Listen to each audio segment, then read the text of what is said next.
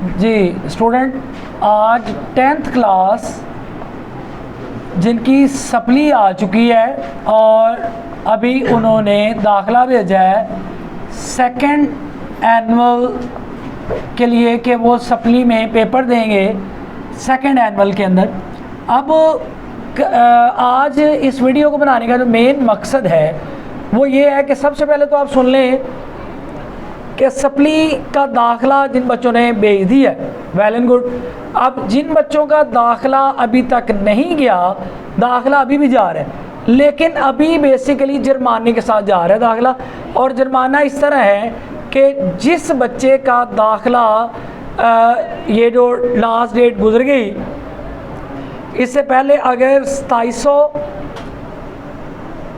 Something अगर उसका खर्चा आ रहा था, तो अब वो चला गया तकरीबन राउंड अबाउट 6000 तक चला गया। तो यानी कि ये फ़र्क आ गया।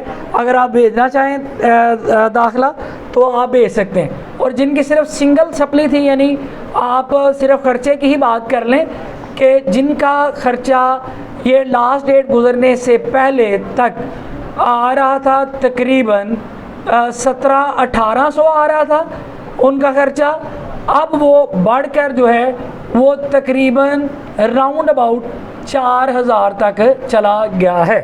तो ये मैंने बता दिया आपको कि आप अभी भी दाखला भेजना चाहें तो आप भेज सकते हैं। तो अभी इस वीडियो को बनाने का जो मेन मकसद है वो मैं बताने लगा हूँ कि जिन बच्चों की मैथ में, क्योंकि मैथ में मैक्सिमम सप्लीज़ है, तो मैथ की सप्ली को शॉर्टकट वे में आप कैसे क्या कर सकते हैं, तैयार कर सकते हैं मैथ की सप्ली को। तो मैथ की सप्ली का जो आसान सा फार्मूला है वो ये है। अब बच्चों को सुनकर बड़ी हैरत होगी कि ये तो बड़ा आसान तरीका है, इससे तो हम पास हो सकते थे, पहले भी हमने तो पहले ऐसी तैयारी नहीं की। तो आप अब इस तरह तैयारी कर लें और कोशिश करें जितने बच्चे मेरी वीडियो को देखते हैं वो इस वीडियो को शेयर भी किया करें और चैनल को सब्सक्राइब भी करें। अब मैं आपको बताऊं, सबसे पहले आप लोगों ने क्या करना है, MCQs जो मशकी हैं, इसका मतलब कि जो एक्सरसाइज वाले हैं वो MCQs आप याद कर लें। मैक्सिमम 15 नंबर के MCQs आते हैं आपको, और इनमें से 13 जो होते हैं वो एक्सरसाइज में से आते हैं। तो आप अगर एक्सरसाइज के करते हैं तो आपके 15 मार्क्स जो होते हैं वो कवर हो जाएंगे। सारी एक्सरसाइज के MCQs कर लें तो आपकी अच्छी तैयारी हो सकती है। उसके बाद आपको एक मसला आता है, यानी थ्योरम आता है।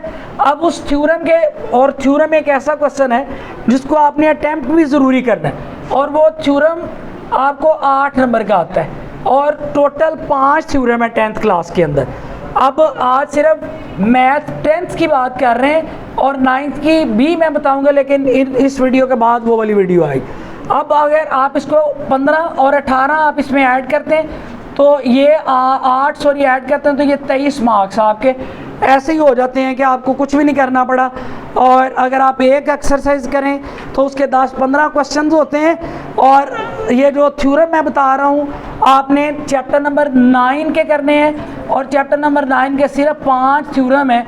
आप 5-5 दफ़ा 6-6 दफ़ा उसको लिख के याद कर लें और आप क्या कर सकते हैं, पूरे मार्क्स ले सकते हैं, और इस तरह आपके 23 मार्क्स होंगे। अब ये उन बच्चों के लिए जिनको मैथ बिल्कुल नहीं आता, और सप्ली आने की मेन रीज़न ये है कि उनको मैथ नहीं आता था, इसी वजह सप्ली है। उसके बाद आप लोगों ने डेफिनेशंस आनी है, और वो डेफिनेशंस जो हैं आपको, आप अपना जो पेपर जो भी दिया आप लोगों ने जिसमें सप्ली आई है उस पेपर को निकाल लें, डेफिनेशन को काउंट करें। 10 से 12 डेफिनेशन पेपर में आती हैं।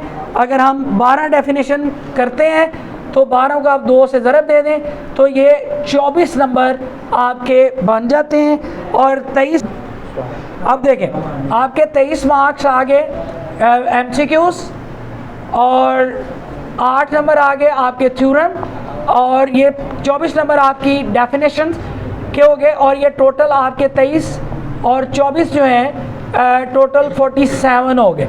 और अगर आपको मैथ थोड़ा सा समझ आता है, ठीक है, अगर आप करना चाहते हैं मैथ तो आप कर लें chapter number 5। Chapter number 5 union तकाते वाले क्वेश्चन हैं। और अगर आप सिर्फ डी मॉर्गन्स लॉ कर लेते हैं, डी मॉर्गन लॉ कर लेते हैं, तो वो एक सवाल आ जाता है हर साल किसी भी टीचर से जो आपको तैयारी करवा रहा है, तो आप उससे कर लें 5वां चैप्टर, तो आपके मज़ीद मार्क्स बढ़ सकते हैं। इस तरह चैप्टर नंबर 3 है, तो उसकी भी चंद एक्सरसाइजेज हैं। मैक्सिमम टीचर्स को आइडिया होता है कि किन किन एक्सरसाइज में से आ रहे हैं, और चैप्टर 3 की जो एक्सरसाइज हैं वो ईजी भी हैं। उन्हीं क्वेश्चंस को टारगेट करें जो शॉर्ट के तौर पर आते हैं, तो आप लोग इजीली क्या कर सकते हैं, मार्क्स ले सकते हैं। इसी तरह चैप्टर नंबर 2 की भी चंद एक्सरसाइजेज हैं, आप उनको कर लें। मैंने बताया कि जिन बच्चों को थोड़ा बहुत मैथ की समझ है, सिर्फ शॉर्ट को अटेम्प्ट करने के लिए आप लोगों ने चैप्टर नंबर 5 कर लें, और चैप्टर नंबर 5 की भी एक्सरसाइज 5.4 और 3, और 5.4 के क्वेश्चन नंबर 1, 2, 3, और 5.3 की 3 का क्वेश्चन नंबर 3 करना है, डी मॉर्गन्स लॉ मैंने अभी बता रहा था। अब चैप्टर नंबर 3 और उसके एक्सरसाइज 3.2 और 3.3 इसके सवाल आ जाते हैं शॉर्ट में।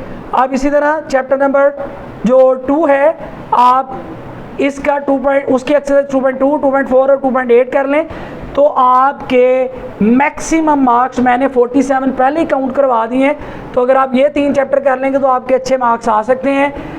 Good luck student. मैं उम्मीद करता हूँ कि इसके बाद जो आने वाली वीडियो है वो भी आप देखेंगे, और इसके बाद जो आने वाली वीडियो है उनमें बायो के हवाले से बताया जाएगा, उसमें फिज़िक्स के हवाले से बताया जाएगा, और उसमें केमिस्ट्री के हवाले से बताऊंगा। और कोशिश करें चैनल को सब्सक्राइब करें।